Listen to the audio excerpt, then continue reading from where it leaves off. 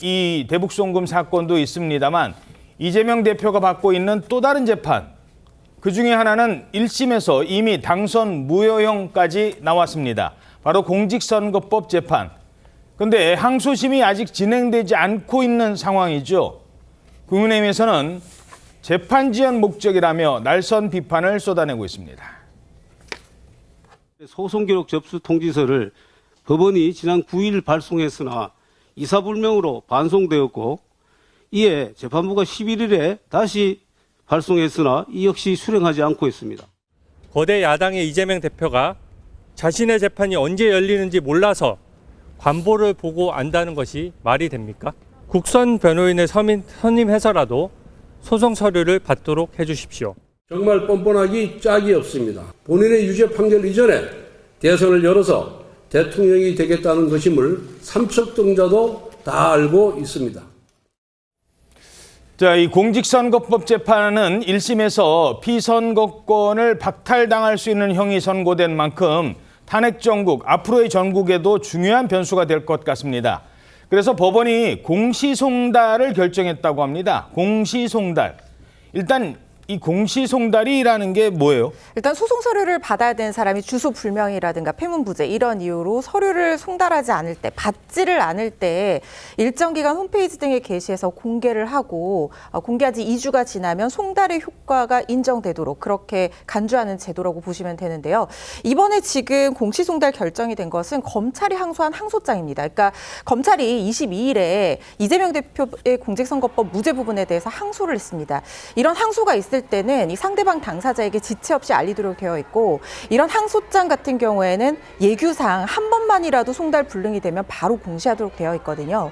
그래서 그러니까 공시송달 절차에 붙인 그런 상황으로 보이고, 뿐만 아니라 지금 또 다시 받고 있지 않는 서류가 뭐냐면 법원에서 이런 소송 기록이 접수됐다는 통지를 또 당사자에게 보내게 되는데, 이걸 9일, 11일 이렇게 재차 보내도 이재명 대표가 수령을 하지 않고 있다는 거예요. 그 이유가 지금 이사를 가서라고 하는데, 만약에 당사자가 이렇게 이사를 가게 되면 그 주소를 알릴 의무가 있습니다. 근데 법원에서는 알 수가 없잖아요. 그런데 이재명 대표가 이사 간 주소를 알리지 않고 있다는 거예요. 이 부분은 의무의 해태라고도 볼 수 있고, 신속 공정한 재판이 이루어져야 되는 것은 어떤 재판이든 마찬가지이기 때문에 이 부분 비판의 여지가 있어 보인다는 생각이 듭니다. 자, 그러면 앞으로 이제 항소심 일정, 이건 어떻게 진행이 되는 거예요? 예, 일단 원심 결과가 나온 다음에, 선고가 나온 다음에 항소장은 그 7일 내에 제출이 된 겁니다. 그런데 이 항소장만 제출된다고 항소심이 진행되는 것이 아니고요.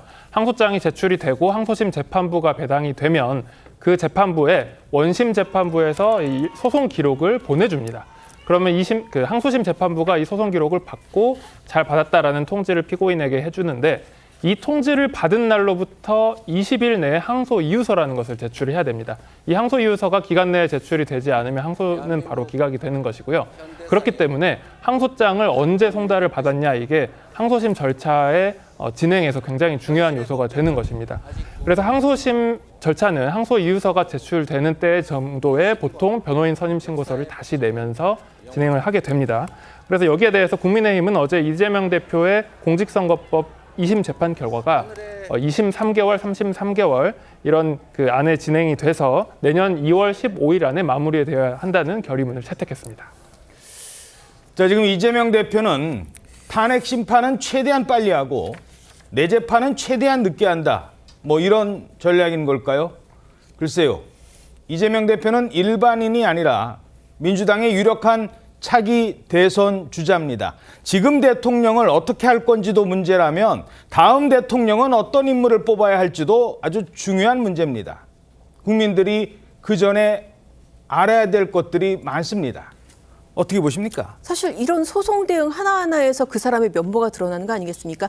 이렇게 해서 이 탄핵 심판을 갖다가 조속한 절차를 재촉을 하려면은 본인에 관련된 소송 절차에서도 최대한 임하는 그런 자세가 필요하겠죠. 특히나 탄핵 심판 같은 경우에는 이제 초입입니다. 이제 송달을 받고 답변서를 내고 그런 상태인데, 본인에 관련된 공직선거법 같은 경우에는 이미 1심에서 의원직 상실형이 나왔습니다. 그리고 이제 2심을 기간 내에 진행하는 말이냐, 이 문제가 달려 있는데, 아까 아까 허 변호사님 지적하신 대로 가장 중요한 기준이 되는 게 이 소송 기록 접수 통지서입니다.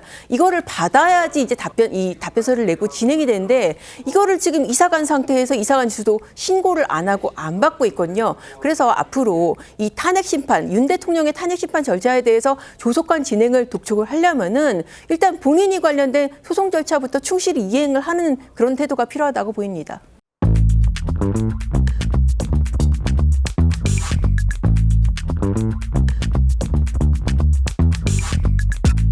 Thank you.